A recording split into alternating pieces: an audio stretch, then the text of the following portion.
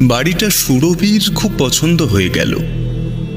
চমৎকার রেলিং ঘেরা টানা বারান্দা, মেঝে পর্যন্ত লোহার গ্রিল দেয়া জানালা, ছাদে ওঠা ঝকঝকে সিঁড়ি, ছবির মতো ব্যালকানি।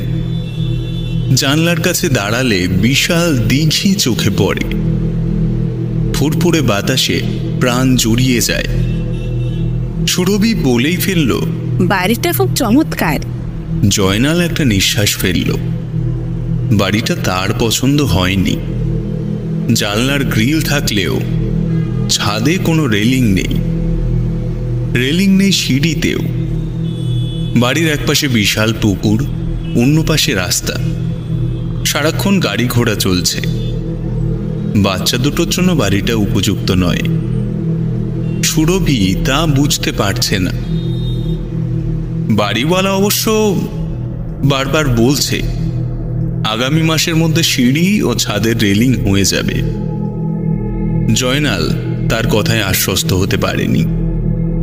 আশ্বস্ত হবার কথাও নয়। পার্শ্ববর্তী লোকজনের কাছে শুনেছে বাড়িওয়ালা গত 3 বছর ধরে এই আশ্বাস দিয়ে আসছে সবাইকে। বাড়িওয়ালার কথায় সুরভির কোনো প্রতিক্রিয়া হলো না, কারণ বাড়িওয়ালার কথা তার কানেই ঢোকেনি। সে বারান্দায় ফুলের টবগুলো সাজানোর জন্য ব্যস্ত। ওর চারপাশে ঘুরঘুর করছে পিপি ও রিমি। জয়নাল আর একবার নিঃশ্বাস ফেলল। মেয়ে দুটো মায়ের মতোই হয়েছে। একেবার কোনো কিছু মাথায় ঢুকলে আর হুঁশ থাকে না। ভোগাবে, তাকে প্রচুর ভোগাবে। রাতে সবগুলো জানালা খুলে দিয়ে ক্যাসেট প্লেয়ার অন করল সুরভি। জনপ্রিয় হিন্দি গানের সুর বেজে উঠল। খোলা হাওয়ায় সুরভির চুল উঠছে। সুরভি দাঁড়িয়ে আছে জানলার সামনে। জয়নাল বুঝতে পারছে না আশেপাশের লোকজনকে জোর করে হিন্দি গান শুনিয়ে কি লাভ। সে কোনো কিছু না বলে চোখ বন্ধ করে ঘুমানোর চেষ্টা করল। সারাদিন খুব ধকল গেছে। জয়নালকে অবাক করে দিয়ে পরের মাসে বাড়িওয়ালা ছাদের রেলিংয়ের কাজ শুরু করল। সিঁড়ির কাজেও হাত দেওয়া হলো। কাজ শেষ হতে হতে 1 মাসের কিছু বেশি সময় লেগে গেল, কিন্তু তার আগেই ঘটে গেল অবিশ্বাস্য সব ঘটনা। দিন তারিখ মনে নেই কারো। সময়টা ছিল বর্ষাকাল। সারাদিন বৃষ্টি হওয়ার পর একটুখানি ধরে এসেছিল কেবল। মেঘলা আকাশের কারণে বিকেলটা মনে হচ্ছিল সন্ধ্যা। অফিসের কাজে নারায়ণগঞ্জ গিয়েছিল জয়নাল। ফিরতে ফিরতে দেরি হয়ে গিয়েছিল। অন্ধকার সিঁড়ি ভেঙে ওপরে ওঠার সময় হঠাৎ সে থমকে দাঁড়ালো। তার মনে হলো কেউ একজন তার সাথে সাথে উপরে উঠছে। সে জানতে চাইল কে ওখানে। কেউ কোনো জবাব দিল না। জয়নাল পকেট থেকে লাইটার বের করল। জায়গাটা বেশি সুবিধার নয়। দিনে দুপুরেও চুরি ডাকাতি হয়ে থাকে। গত সপ্তাহে পাশের বাড়ির ইসমাইল সাহেবের 2-in-1 চুরি গেছে।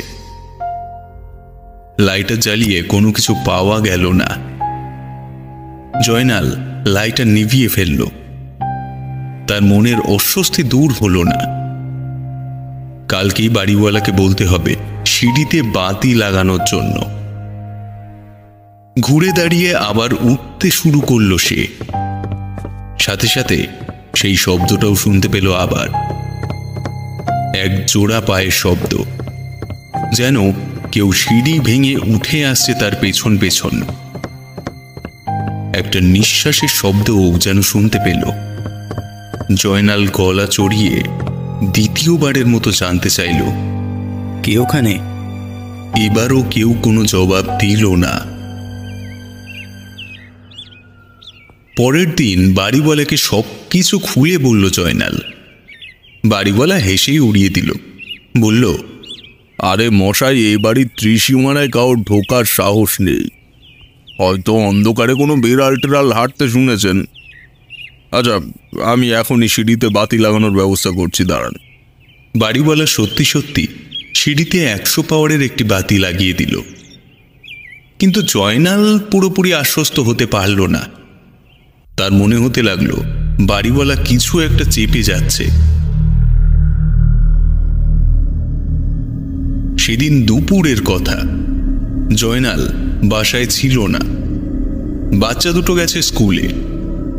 সুরভি একা একা শোবার ঘরে উপন্যাস পড়ছিল। দুপুরবেলার সেই সময়টা সহজে কাটতে চায় না, কেমন যেন একঘেয়েমি লাগে। পড়তে পড়তেই সুরভি টের পেল ঘরের ভেতর আলো কমে আসছে। চট করে ঘড়ির দিকে তাকালো, বেলা 2:10। এই সময় আলো কমে আসার কোনো কারণ নেই। জানলা দিয়ে আকাশ চোখে পড়ছে, ঝকঝকে আকাশ।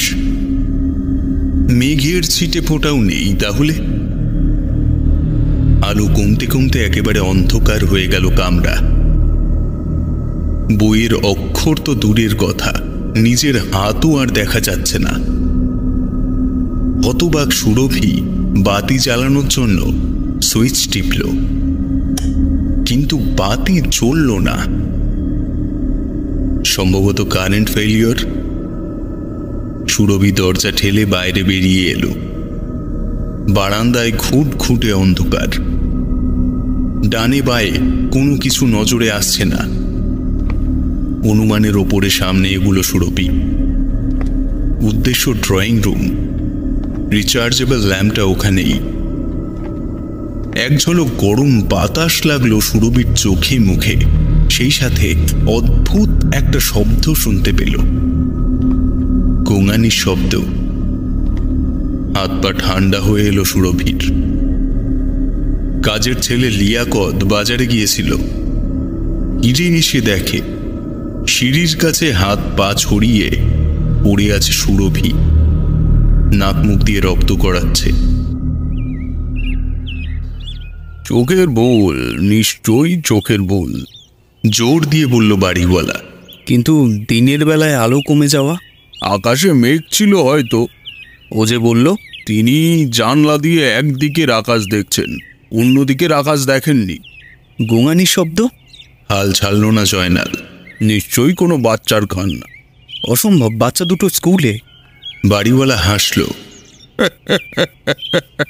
আপনার বাচ্চা দুটি ছিল স্কুলে, কিন্তু আশপাশের সবগুলো বাচ্চা স্কুলে ছিল না।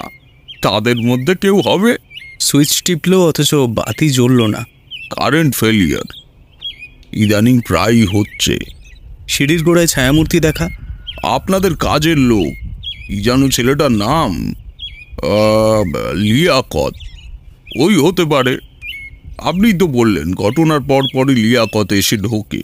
কিন্তু পেছন থেকে ধাক্কা দেয়া? ওনার ব্রেন উত্তেজিত ছিল, এই অবস্থায় মাথা ঘুরে পড়ে গেছে। পানের পিক ফেলল বাড়িওয়ালা। বাড়িওয়ালার স্ত্রীর নাম নামিসা আক্তার। শ্যামলা, মোটাসোটা মহিলা। সারাক্ষণ পান খেয়ে মুখ লাল করে থাকে, চোখে মোটা ফ্রেমে চশমা। বাড়িওয়ালার স্ত্রীরা খুব অহংকারী হয়ে থাকে বলে শোনা যায়। কথাটা ঠিক নয়। নামিসা আক্তার বেশ মিশুকে ও হাসি খুশি মহিলা। প্রথম পরিচয়ে তাকে ভালো লেগে গেল সুরভির। বাড়িওয়ালার 3 মেয়ে, কোনো ছেলে নেই।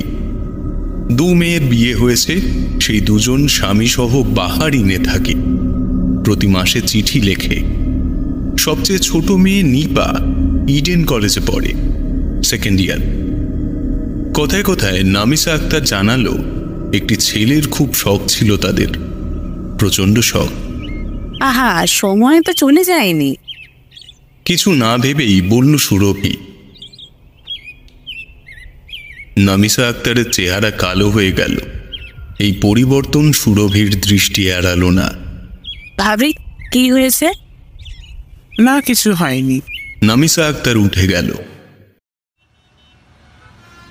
সেদিন বাংলাদেশ ব্যাংকের সামনে হঠাৎ ইলিয়াসের সাথে দেখা। জয়নাল প্রথমে চিনতে পারেনি। ইলিয়াসের মুখ ভর্তি দাড়িকো, সাইজেও প্রায় দ্বিগুণ হয়ে গেছে। পেছন থেকে জয়নালকে জাপটে ধরল ইলিয়াস। জয়নালের মুখ দিয়ে কথা সরল না। ইলিয়াস তার স্কুল জীবনের বন্ধু, দেখা হয়নি প্রায় 1 যুগ। মাঝখানে শুনেছিল ব্যাটা জার্মানি চলে গেছে। আরে দোস্ত, তুই কোথায় আছিস এখন? জানতে চাইল ইলিয়াস। একটা কনস্ট্রাকশন ফার্মে আছি, ফকিরাপুল। তুই? বাসার ঠিকানা দে। প্রশ্নের জবাব না দিয়ে বলল ইলিয়াস। ছোট্ট একটা কাগজে বাসার ঠিকানা লিখে দিল জয়নাল। কাগজটার দিকে তাকিয়ে ভ্রুকুটি করে ইলিয়াস বলল, বাড়ির নাম কি তাহেবা মঞ্জিল? হ্যাঁ, কেন? বাড়িওয়ালার নাম কি মুসা? এটিএম মুসা। কতদিন ধরে আছিস ওখানে? প্রায় 2 মাস। কেন রে? গলা খাদে নামিয়ে ফেলল ইলিয়াস। জয়নালের কানে কানে ফিসফিস করে বলল, পালা, প্লিজ ওখান থেকে। ইলিয়াসের গলার মধ্যে এমন কিছু ছিল, গায়ের সমস্ত লোম দাঁড়িয়ে গেল জয়নালের। নিজেকে সামলে উঠতে সময় লাগলো তার। এই কথা বলছিস কেন? জানতে চাইল সে। অনেকক্ষণ ধরে হর্ন দিচ্ছিল একটা গাড়ি ওদের পেছন থেকে। এবার গাড়ির দরজা খুলে গেল। অল্প বয়সী একটা ছেলের চেহারা উকি দিল ভেতর থেকে। ব্যস্ত হয়ে উঠল ইলিয়াস। দেরি হয়ে যাচ্ছে দোস্ত, আমি যাই। গাড়ির দিকে রওনা হলো সে। খপ করে ইলিয়াসের একটা হাত চেপে ধরল জয়নাল। উটানের জায়গা পাও না? না, কেবল অন্যের বাসার ঠিকানা নিয়ে খালাস? দাঁত দিয়ে জিভ কামড়ে পকেট থেকে একটা কার্ড বের করলো ইলিয়াস। বাড়িয়ে ধরল জয়নালের দিকে। বলল, সময় করে আসিস। গাড়িতে ওরা কারা? Business partner. অল্প বয়সী ওটা কে? কিছু বলার জন্য মুখ খুলল ইলিয়াস, কিন্তু বলল না। ঘুরে দাঁড়িয়ে হাঁটতে লাগলো গাড়ির দিকে। যেতে যেতে বলল, বাসায় আসিস, তোর বউকে নিয়ে আসিস, তখন কথা হবে। সাই করে নাকের সামনে দিয়ে বেরিয়ে গেল ইলিয়াসের মিটসুবিশি GX। ভিজিটিং কার্ডের ওপর চোখ বুলিয়ে বোকা বনে গেল জয়নাল। কার্ডটা ইলিয়াসের নয়, অন্য কারো। নিশানাথ চক্রবর্তী নামক একজন ভারতীয় আইনজীবীর নাম লেখা আছে। ঠিকানাটাও পশ্চিমবঙ্গের, 41 ট্রি স্কুল স্ট্রিট, কলকাতা। কোনো সন্দেহ নেই, ভুল করে অন্য লোকের কার্ড ধরিয়ে দিয়েছে ব্যাটা। হাঁটতে শুরু করলো জয়নাল। বাংলাদেশ ব্যাংকের কাজটা দ্রুত সেরে ফেলতে হবে। সপ্তাহে 2 দিন পিপিডিমিদের স্কুল থাকে না। সুরভির ভোগান্তি তখন বেড়ে যায়। বাচ্চা দুটোকে চোখে চোখে রাখাও একটা ভোগান্তি। যদিও সিঁড়িতে ছাদে রেলিং লাগানো হয়েছে, কিন্তু বিপদের কি আর কোনো মা বাপ আছে? সমস্যা হলো লিয়াকত বাচ্চা দুটোকে একদম সামলাতে পারে না। ওদের ঘুম পাড়াতে গিয়ে নিজেই ঘুমিয়ে পড়ে। গতকাল মেয়ে দুটো লিয়াকতকে ঘুম পাড়িয়ে রেখে ছাদে চলে গিয়েছিল। সুরভি এখনো শিউরে ওঠে ভাবলে। ভাগ্যিস ছাদে গিয়েছিল, যদি সিঁড়ি বেয়ে নিচে নামতে যেত। ছুটির দিনগুলোতে জয়নাল বাচ্চাদের সাথে নাস্তা করে, দুপুরেও একসাথে খায়। আজকের দিনটা ব্যতিক্রম। সে আগে ভাগে বলে দিয়েছে দুপুরে ফিরবে না, তাই পিপি নিমি সকাল সকাল লাঞ্চ করতে বসেছে। সকাল সকাল লাঞ্চ করার পেছনে অন্য কারণও আছে। আজকে সুরভি ওদের নেপচুন থিয়েটারে নিয়ে যাবে। বাচ্চাদের জন্য একটা কমেডি ছবি এসেছে, খুব নাকি মজার। ওদের জামা পাল্টে দিয়ে ইস্ত্রি করা নতুন জামা পরালো সুরভি। চুল আঁচড়ে দিল। তারপর নিজে কাপড় পাল্টানোর জন্য শোবার ঘরে ঢুকল। লিয়াকতকে বলল ওদের নিয়ে ড্রয়িং রুমে খেলতে। ড্রয়িং রুমে যেতে হলে সিঁড়ির পাশ দিয়ে ঘুরে যেতে হয়। জায়গাটা পেরিয়ে যাবার সময় হঠাৎ পিপি লিয়াকতের কানে কানে বলল, আমি তোমায় ধাক্কা দিই। পিপির বলার ভঙ্গিতে এমন কিছু ছিল, রীতিমতো চমকে উঠল লিয়াকত। ঢোক গিলে বলল, ধাক্কা দিলে পড়ে যাব তো সোনামণি। আহ্লাদি গলায় বলল পিপি। পড়ে গেলে অসুবিধা কি? লিয়াকতের হাত পা ঠান্ডা হয়ে এলো। বলে কি হারামজাদি। লাফ দিয়ে সিঁড়ির কাছে থেকে সরে যেতে চাইল সে, কিন্তু পারল না। মনে হলো কেউ তাকে শক্ত করে ধরে রেখেছে ওখানে। পড়ে গেলে কোনো অসুবিধা নেই। সুর করে বলল পিপি। ওকে সমর্থন করল মিমি। সেও তোতা পাখির মতো বলল, পড়ে গেলে কোনো অসুবিধা নেই। লিয়াকতের পেছনে এসে দাঁড়ালো ওরা দুজন। আছড়ে পাছড়ে নিজেকে সরিয়ে নেবার চেষ্টা করল লিয়াকত, কিন্তু এক চুল নড়তে পারল না।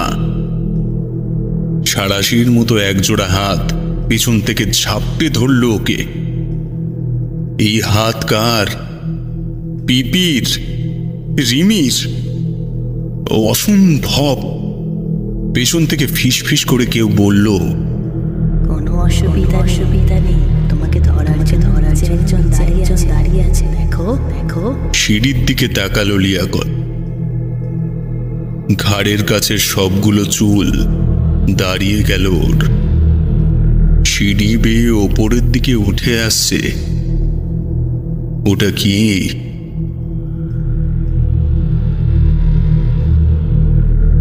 পিছন থেকে একজোড়া হাত লিয়াকতকে ধাক্কা দিয়ে ফেলে দিল নিচে। শোবার ঘর থেকে বেরিয়ে হাঁপ ছাড়ল সুরভি। রিমি, তোমরা কোথায়? কেউ কোনো জবাব দিল না। মনে মনে লিয়াকতের মুন্ডপাত করল সুরভি। নিশ্চয় মেয়ে দুটোকে নিয়ে ছাদে চলে গেছে সে। শোবার ঘরের ব্যালকনি থেকে ছাদের প্রায় সবটুকু দেখা যায়। ব্যালকনিতে দাঁড়িয়ে কাউকে দেখল না সুরভি, তবুও গলা চড়িয়ে আর একবার ডাকল, তোমরা কোথায়? প্রতিধ্বনি যেন ব্যঙ্গ করল তাকে। কাপা কাপা হাতে কপালের ঘাম মুছল সুরভি। বুকের ভেতরটা ঠিপ ঠিপ করছে। কেউ কোনো সাড়া দিচ্ছে না কেন? লুকোচুরি খেলছে ড্রয়িং রুমে। ড্রয়িং রুমে যাওয়ার পথে একটা অদ্ভুত দৃশ্য চোখে পড়ল ওর। দেখল পিপি ও রিমি সিঁড়ির গোড়ায় পাশাপাশি দাঁড়িয়ে আছে। মাথা দুটো ঈষৎ ঝুঁকে আছে সামনে। কি দেখছে ওরা? এই, কি দেখছিস? মেয়ে দুটোর কাঁধে হাত রাখল সুরভি। কেউ কোনো জবাব দিল না।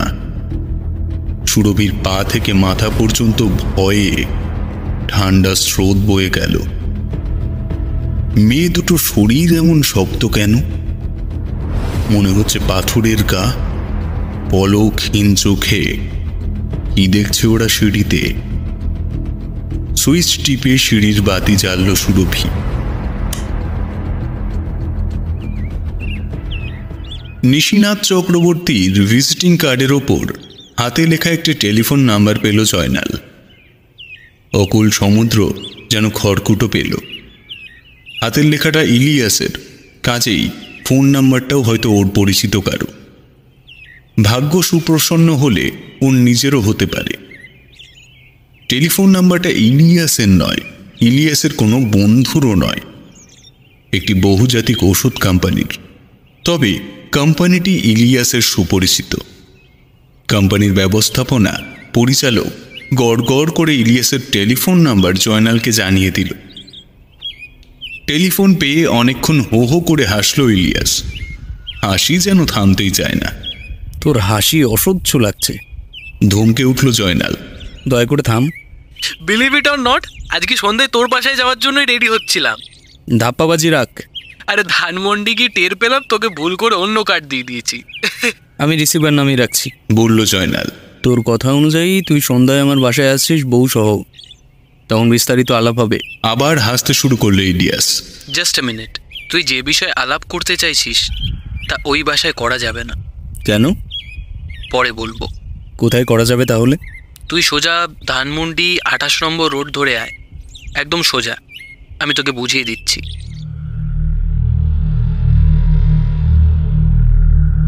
লিয়াকত মারা গেল একদিন পরে। ক্লিনিকে ভর্তি করা হয়েছিল তাকে। ডাক্তারি রিপোর্টে বলা হলো মস্তিষ্কে রক্তক্ষরণজনিত মৃত্যু। পুলিশ কয়েক দফা জেরা করল সুরভিকে, জেরা করল জয়নালকেও, কিন্তু কোনো কিছু উদ্ধার করতে পারল না। ছোট ছোট দুটি বাচ্চা ধাক্কা দিয়ে লিয়াকতকে ফেলে দিয়েছে, এটা বিশ্বাসযোগ্য বলে মনে হলো না। পুলিশ তাদের ডায়েরিতে একটা ইডি কেস লিখে রাখলো। পুলিশ কিছু করতে পারবে না। চায়ের কাপে চুমুক দিল ইলিয়াস। কেন পারবে না জানতে চাইল জয়নাল। কারণ এটা পুলিশের কেস নয়। তাহলে এটা কার কেস? কার কেস বলতে পারবো না। ভূত প্রেত নিয়ে কারা ডিল করে আমি জানি না। তুই কি আমার সাথে ইয়ার কি করছিস? ইয়ার কি করবো কেন? ভূত প্রেত বিশ্বাস করিস নাকি? না। তাহলে তোকে যতক্ষণ ধাক্কা দেয়নি ততক্ষণ তুই বুঝবি না ব্যাপার। একবার ধাক্কা খেলেই বুঝবি। ভূত প্রেত বিশ্বাস অথবা অবিশ্বাস করার জন্য হাতে সময় কতটা কম থাকে। হ্যাঁ, জোর গলায় সমর্থন জানালো সুরভি। একদম সময় দেয় না। কারা সময় দেয় না? মহাবিরক্ত হলো জয়নাল। মানে ওরা আর কি। ইলিয়াসের দিকে আঙুল দেখালো সুরভি। উনি যাদের কথা বললেন। বোকার মতো কথা বলো না তো। ভূত প্রেত বলে কিছু নেই। আমাকে ধাক্কা দিল কে তাহলে? তোমাকে কেউ ধাক্কা দেয়নি, তুমি এমনি এমনি পড়ে গেছো। বাহ, এমনি এমনি পড়ে কেন যাব? কারণ তোমার ব্রেইন উত্তেজিত ছিল। Just a minute. দেখা যাচ্ছে ওই সিঁড়ির কাছে এলেই সবার ব্রেন উত্তেজিত হয়। বিষয়টা কি? সবার কথা আসছে কেন? ভ্রু কুঁচকে তাকালো জয়নাল। তুই যখন সিঁড়িতে অশরীরী পায়ের আওয়াজ পেয়েছিলি তখন কি তোর ব্রেন ঠিক ছিল? ঠিক থাকবে না কেন? গলা ছেড়ে হাসলো ইলিয়াস। তোর লজিক এলোমেলো হয়ে যাচ্ছে। একটু আগেই বলছিলি ভূত প্রেত বলে কিছু নেই। কপালের ঘাম মুছল জয়নাল। তাকে ক্লান্ত দেখাচ্ছে, মনে হচ্ছে বয়স বেড়ে গেছে। ব্যালকানিতে চেয়ার পেতে বসেছে ওরা। ডিনার সেরেছে একটু আগে। খোলা বাতাসে চুল উঠছে তিনজনেরই। আকাশে গোল থালার মতো চাঁদ। পূর্ণিমা না হলেও তার কাছাকাছি কিছু একটা হবে। কারেন্ট চলে যাওয়ায় বেশ ভালো লাগছে পরিবেশটা। একটা গ্রাম গ্রাম ভাব চলে এসেছে। ধানমন্ডির এই এলাকায় কারেন্ট চলে গেছে 15 মিনিট আগে। সিগারেটের ছাই ছাড়ল জয়নাল। তোর কি ধারণা ওই সিঁড়িতে কিছু একটা আছে? মাছি তাড়ানোর ভঙ্গি করল ইলিয়াস। ওসব বাদ দে, অন্য কিছু বল। তোদের বিয়ের গল্প বল। ভাবির সাথে কি পূর্ব পরিচয় ছিল? তুই সেদিন ওই বাসা থেকে পালিয়ে যেতে বললি কেন? হিস করে বলল জয়নাল। এমনি বলছিলাম। মিথ্যে কথা। তুই কিছু একটা চেপে যাচ্ছিস। ইলিয়াসের দিকে তর্জনী তাক করল জয়নাল। ওই সিঁড়ি সম্পর্কে কি জানিস বল। ওই সিঁড়ি সম্পর্কে কিছুই জানি না। Believe it or not. জয়নালকে রেগে উঠতে দেখে তাড়াতাড়ি যোগ করল ইলিয়াস। তবে আমি একটা গল্প জানি, অদ্ভুত গল্প। তোর সিঁড়ির সাথে এটার কোনো সম্পর্ক থাকতেও পারে। শুনবি নাকি? বল। ইলিয়াস পায়ের ওপর পা তুলে বসল। তখন মাত্র বিয়ে করেছি। মেহেদির আমেজ পুরোপুরি কাটেনি। এই অবস্থায় চাকরি পেয়ে গেলাম একটা এনজিওতে। অফিস ঢাকায়। বউ ফেলে রেখে জয়েন করতে চলে এলাম। সময়টা ছিল 1981 সাল। ইলিয়াসকে থামিয়ে দিল জয়নাল। এই তোর গল্প? হ্যাঁ। এটা তোর ব্যক্তিগত জীবনের ঘটনা। গল্প কেন হবে? গল্প বলছি এ কারণে যে আজ পর্যন্ত বহু লোকের কাছে এই ঘটনা বলেছি, পুলিশকেও বলেছি। কাউকে বিশ্বাস করাতে পারিনি। সবার ধারণা এটা গল্প। একটু পরে তোদেরও এই ধারণাই হবে। ঠিক আছে, বল। নতুন নতুন বিয়ে করলে ছেলেরা বাসা থেকে বের হয় না। সন্ধ্যা 7টার পরে বাসায় মেহমান এলে বিরক্ত হয়। একটু পর পর ঘড়িতে সময় দেখে, হাই তোলে। অফিসের টেলিফোন ঘন ঘন এঙ্গেজ পাওয়া যায়। আমার বেলায় সেরকম কিছুই হলো না। সদ্য বিবাহিত একজন লোকের চাকরি জীবন শুরু হলো ব্যাচেলারের মতো। সুরভি হাসি চাপতে গিয়ে বিষম খেল। বউ নিয়ে এলে কি আজ তোদের বাবুর্চি রান্না খাওয়াই? ইলিয়াস হাসল। সব কিছু ঠিকঠাক করে ওকে নিয়ে আসবো। এই সময় ছোট্ট একটি ঘটনা ঘটল। সে ঘটনাই হলো আমার গল্প। এর সাথে সিঁড়ির সম্পর্ক কি জানতে চাইল জয়নাল। আছে, সম্পর্ক আছে। গল্প শুনলে বুঝতে পারবি। সিগারেট চলবে? দে। সিগারেটের প্যাকেট এগিয়ে দিল ইলিয়াস। নিজেও একটা নিল। ঢাকায় বাসা পাওয়া যে কি ঝক্কি তা হারে হারে টের পেলাম। সস্তা দামের হোটেলে থাকি, সারাদিন অফিস করি আর সন্ধ্যাবেলা বাসা খুঁজে বেড়াই। এরকম ঘুরতে ঘুরতে একদিন স্টেডিয়াম মার্কেটে নাসিমা আপার সাথে দেখা। ভালো নাম নাসিমা আক্তার, আপনাদের বাড়িওয়ালার স্ত্রী। ইলিয়াস হাসল। নাসিমা আপা আমাদের দুঃসম্পর্কীয় কাজিন, বয়সে 2-4 বছরের বড়, শৈশবে খেলার সাথী। তারপর নাসিমা আপার সাথে আপনাদের বাড়িওয়ালার কি যেন নাম, এটিএম মুসাও ছিল। লোকটাকে আগে দেখিনি। আমি থাকার জন্য বাসা খুঁজছি জানতে পেরে সে নিজেই জানালো সে বাসা ভাড়া দেবে। আমিও বোকার মতন রাজি হয়ে গেলাম। সিগারেটের ছাই ছাড়ল ইলিয়াস। 2 নম্বর ভুলটা করলাম নাসিমা আপার সাথে মাখামাখি করে। নাসিমা আপা ছিল আমার বড় বোনের মতো। আমি ঘুণাক্ষরেও বুঝতে পারিনি যে এটিএম মুসা আমাকে সন্দেহ করেছে। জয়নালের চোখের দৃষ্টি আরেকটু তীক্ষ্ণ হলো। একদিনের ঘটনা বলি। এটিএম মুসা গেছে টাঙ্গাইল, বাসায় নাসিমা আপা একা। কাজের ছেলেটি এসে খবর দিল নাসিমা আপার খুব জ্বর। আমি কোনো কিছু না ভেবেই সিঁড়ি ভেঙে উপরের দিকে ছুটলাম। সিগারেটে লম্বা করে টান দিল ইলিয়াস। জ্বর ছিল ঠিকই, কিন্তু খুব বেশি ছিল না। আমি কাজের ছেলেটিকে ডাক্তারের কাছে পাঠিয়ে নাসিমা আপার পাশে বসলাম, একটা হাত রাখলাম কপালে। এই সময় এটিএম মুসা এসে ঢুকলো। ব্যালকনিতে পিন পতন নিস্তব্ধতা, কারো মুখে কোনো কথা নেই। পরের মাসে নাসিমা আপার একটা ছেলে হলো, চাঁদের মতন ফুটফুটে ছেলে। বেচারির খুব শখ ছিল ছেলের, বাড়িওয়ালারও, কিন্তু খুশি হতে পারল না কেউ। বাড়িওয়ালার চেহারা আবলুস কাঠের মতন হলেও এই ছেলের গায়ের রং হলো ফর্সা, চিবুকের কাছে একটি তিল। অন্ধকারে নিঃশ্বাস নিল সুরভি। চাঁদের আলোয় ইলিয়াসের ফর্সা চেহারা চিকচিক করছে, তিলটাও। বছর না গড়তেই ছেলেটা মারা গেল। কিভাবে মারা গেল বলতে পারি না। শুনেছি হামাগুড়ি দিয়ে সিঁড়ির থেকে নিচে পড়ে গেছে। তুই তখন কোথায়? জানতে চাইল জয়নাল। অফিসে। আর তোর বউ? লালমনিরহাট। লালমনিরহাট কেন? ও তখন চাকরি করছে একটা স্কুলে, বেসরকারি স্কুল। চাকরির খুব শখ ছিল জবেদার, আমি না করিনি। সিগারেট নিভিয়ে ফেলল ইলিয়াস। তারপর চেয়ারে হেলান দিয়ে চোখ বুঝল। তারপর কি হলো জানতে চাইল জয়নাল। ঘড়ি দেখল ইলিয়াস। কি রে, বাসায় যাবি না? রাত 11টা বাজে। বাসার গোষ্ঠী উদ্ধার করি। ক্ষিপ্ত হয়ে উঠল জয়নাল। তারপর কি হলো বল। তারপর আর কি হবে, পরের সপ্তাহে অফিসের কাছাকাছি একটা ফ্ল্যাটে চলে এলাম। ফ্ল্যাট খালি হয়েছিল আগেই, কিন্তু তাহেরা মঞ্জিল ছেড়ে যাব কি না সিদ্ধান্ত নিতে পারছিলাম না।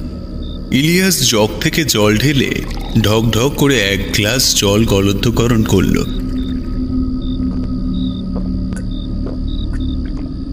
কারেন্ট চলে এলো এই সময়। তাহেরা মঞ্জিলের সাথে ওঠাই আমার শেষ সাক্ষাৎ। নাসিমা আপার সাথেও? জানতে চাইল সুরভি। নাসিমা আপার সাথেও। জয়নাল তীক্ষ্ণ চোখে ইলিয়াসের দিকে তাকালো। তোর কি মনে হয় না এটা একটা মার্ডার কেস? মনে না হওয়ার কি আছে, এটা তো জলের মতন পরিষ্কার। ইলিয়াস আর একটা সিগারেট ধরালো। আর মজার কথা কি জানিস, বাড়িওয়ালা আজ পর্যন্ত একবারও ছেলের কবর দেখতে যায়নি। বলিস কি? হ্যাঁ। পুলিশকে জানিসলি? না। কেন? ওখানেই তো সমস্যা। আমি যখনই পুলিশকে জানানোর জন্য থানায় যাই, আমার সাথে সাথে ওই ছেলেটাও যায়, পা জড়িয়ে থামানোর চেষ্টা করে। কোন ছেলেটা? বাড়িওয়ালার সেই ছেলেটা। চমকে উঠল জয়নাল। মরা ছেলেটা? হ্যাঁ। অসম্ভব। একটা কথা তখন বলা হয়নি। আমি যেদিন ওই বাসা ছেড়ে চলে আসি, আমার সাথে সাথে সেই ছেলেটিও চলে আসে। অসম্ভব। দিনের বেলায় মাঝে মাঝে ও বাড়ির সিঁড়িতে খেলতে যায়, লোকজনের সাথে মজা করে, বলল ইলিয়াস, যেন জয়নালের কথা তার কানেই ঢোকেনি। তোকে থানায় যেতে বাধা দেয় কেন? ওর বিশ্বাস মামলা হলে বাবার ফাঁসি হয়ে যাবে, তখন মাকে কে দেখবে। জয়নাল স্তম্ভিত হয়ে গেল। ইলিয়াসের মাথা যে পুরোপুরি খারাপ হয়ে গেছে তাতে কোনো সন্দেহ নেই। সে কি রোজ রাতে এখানে আসে? জানতে চাইল সে। হ্যাঁ, আজ আর আসবে না, তাই না? জয়নালের গলায় পিতৃ।